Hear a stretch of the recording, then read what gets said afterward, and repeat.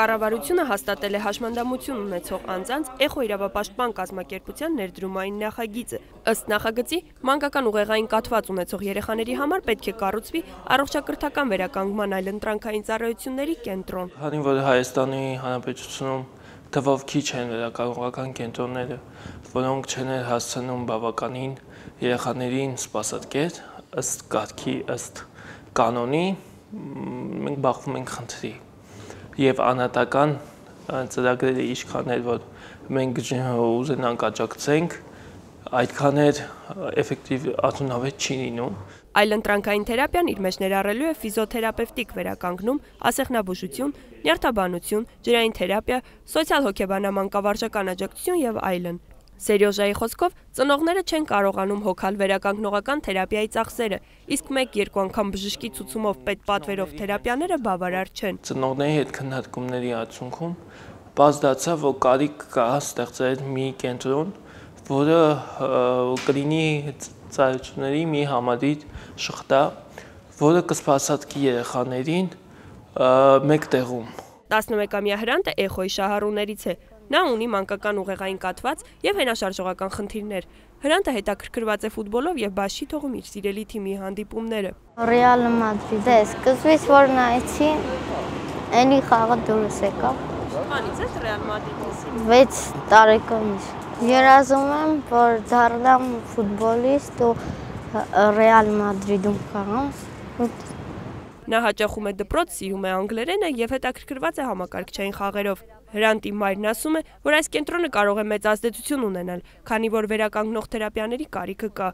Նրա խոսքով պետությունը բավարար վերականգնողական թերապիաներով չի կարողանում ապահովել երեխաներին։ Վերականգնողական բուժման մասին խոսք չի կարելի լինել, որ նրանց մղում է առաջընթաց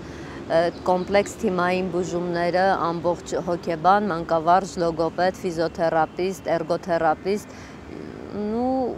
եթե լող միանշանակ, այդքանի հետ մեկտեղ, որ մեր տրանսպորտի այդ միջոցի հարցն էլ, որ կարգավորվի, դրանից ավել երևի էլ ոչ մի, չգիտեմ, մեր պես ծնողների համար, դրանից առավել ոչինչ էլ հարկավոր չի։ Սերյոժա Օհանջանյանը եւս ունի հենաշարժողական խնդիր եւ գաղափարը գալիս է հենց սեփական փորձից ու խնդիրներից։ Մանկության ամենամեծ դժվարությունը եղել է այն, որ եւ 7 տարեկան էի եւ դպրոց հաճախել, պետք է հաճախեի դպրոց եւ համայնքային 4 դպրոցները չընդունեցին դպրոց, սուտ նրա որ ես հաշվանդամություն ունեի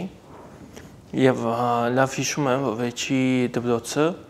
անգամ տնօրենը ցանկացավ ծնողից հետ խոսի։ Մինչև 11 տարեկան Սերյոժան ուսումը ստացել է տանը, այնուհետև, երբ ներդրվել է ներառական կրթությունը, տեղափոխվել է դպրոց, իսկ բարձրագույն կրթությունը ստացել է Հայաստանից դուրս։ Դժվար էր process-ը, որովհետև ինչքան է տանը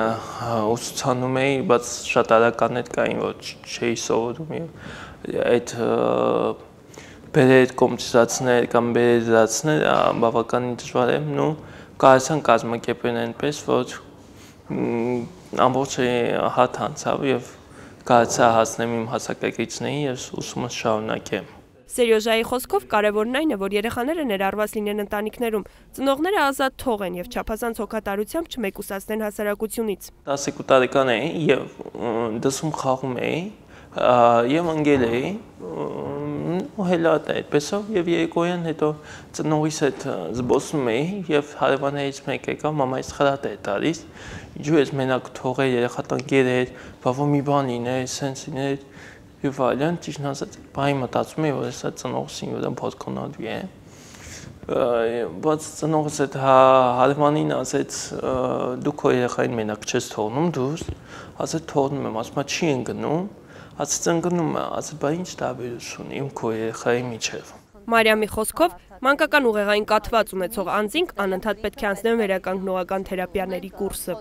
Թողեցինք 2 շաբաթ, այն առաջընթացը, որ ստացել ենք մի կուրսի ընթացքում ինքը արագությամբ հետ ընթացք ենք տեսնում առաջընթացի փոխարեն։